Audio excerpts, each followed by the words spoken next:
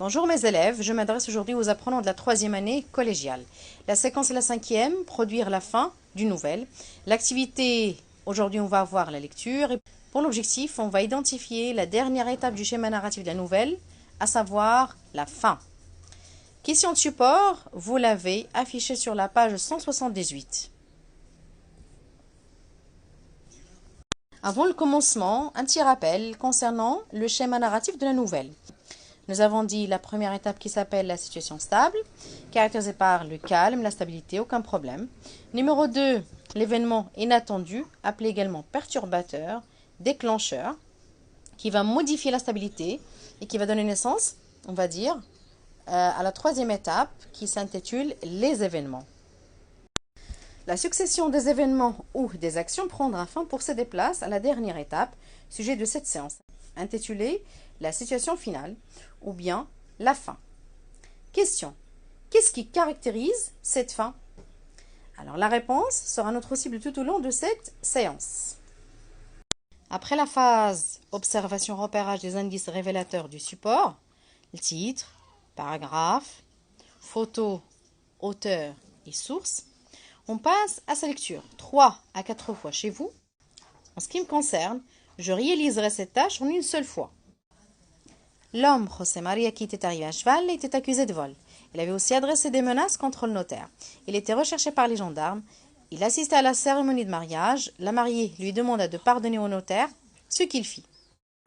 Vers minuit, une petite fille de 12 ans s'approcha de José María et lui dit quelques mots dans l'argot local. José María tressaillit. Il courut à l'écurie, d'où il revint, bientôt emmenant son bon cheval. Puis s'avançant vers la mariée, un bras passé dans la bride. « Adieu !» dit-il. « Jamais je n'oublierai les moments que j'ai passés auprès de vous. Ce sont les plus heureux que j'ai vus depuis bien des années. Soyez assez bonne pour accepter cette bagatelle d'un pauvre diable qui voudrait avoir une mine à vous offrir. » Il lui présentait en même temps une jolie bague. « José María !» s'écria la mariée. « Tant qu'il y aura un pain dans cette maison, la moitié vous appartiendra. » José María serra la main à tous les convives, celle même du notaire, salua toutes les femmes, puis sautant listement celle, il regagna ses montagnes. Alors seulement le notaire respira librement. Une demi-heure après, arriva un détachement de gendarmes, mais personne n'avait vu l'homme qu'il cherchait. Question. Quels sont les personnages en présence? Où se passe l'action? Relevez l'indicateur ou bien les indicateurs temporels évoquant le temps de l'histoire.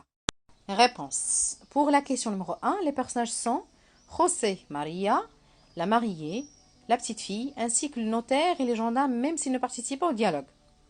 Numéro 2, l'action se passe dans une ferme des environs de la commune andalouse d'Andujar. Ici, je fais allusion au texte affiché sur la page 127, signalant le début de cette nouvelle.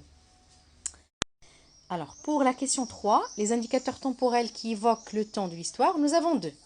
Vers minuit, et vous avez une demi-heure après. Passons aux questions suivantes. Pourquoi José María est-il parti? Comment était-il au courant de l'arrivée des gendarmes? Avant son départ, qu'avait-il fait? Comment est-ce qu'il était? Comment était le notaire? Quelle était la raison de l'arrivée des gendarmes? Et comment s'achève ce texte? Alors la réponse: José María est parti suite à la nouvelle relative à l'arrivée des gendarmes, nouvelle qui était signalée par la petite fille. Et là, je vais m'appuyer sur la phrase. Vers minuit, une petite fille de 12 ans s'approcha de José María jusqu'à cheval. Avant de partir, il salua les convives, la mariée lui offrit une bague signe de remerciement. La réponse numéro 3. En étant au courant de l'arrivée proche des gendarmes, il tressaillit. Alors, il trembla. Tressaillir, ça veut dire trembler. On pourrait trembler de peur, de joie, etc. Le notaire, sachant que José María va partir, était très soulagé. Ce soulagement signale le retour à la stabilité. La réponse à la question numéro 4. Alors, les gendarmes sont arrivés pour arrêter José María qui était accusé de vol. La dernière question, le texte s'achève par la fuite de José María, cette fuite qui était soulageante pour le notaire. Et là, je vais m'appuyer sur la phrase. Alors, seulement le notaire respira librement. Une demi-heure après, arrive un détachement de gendarmes, mais personne n'avait vu l'homme qu'il cherchait. Alors, ce qui indique le retour à la stabilité et au calme. bilan. Alors le support est divisé en deux parties. La première commence par l'indicateur temporel vers minuit, signalant la solution. Au courant de l'arrivée des gendarmes, José María décide de s'enfuir. Et la deuxième partie qui s'entame à l'aide d'un deuxième indicateur temporel une demi-heure après. Cet indicateur qui met fin à l'histoire. Conclusion. La situation finale est caractérisée par deux éléments. Vous avez la solution, puis après vous avez la fin. Alors toutes les deux s'annoncent à l'aide d'indicateurs temporels. Exemple, vers minuit, une demi-heure après, 3 heures plus tard, quelques jours plus tard, et ainsi de suite. Ces indicateurs et avec l'emploi du passé simple mettent en valeur des actions stables et achèvent avec le retour au calme l'histoire.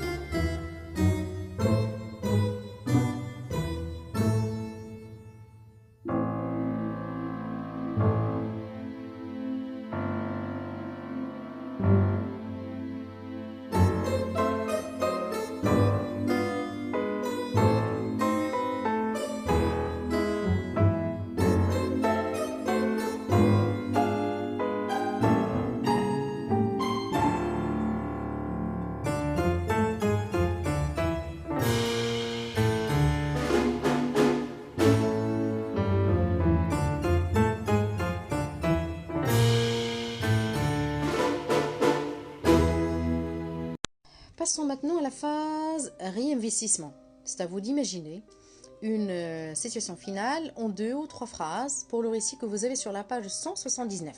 Je vais lire. Après avoir fait le tour du monde et vécu plusieurs expériences, il décida de rentrer chez lui. Mais il manquait d'argent. S'il avait écouté sa mère, il n'aurait pas eu de tels problèmes. Après beaucoup de recherches, il trouva du travail dans un atelier. Un soir, c'est à vous de trouver la suite, c'est-à-dire d'imaginer la situation finale.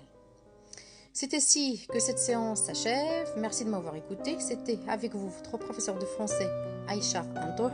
Prenez soin de vous et à la prochaine. Merci.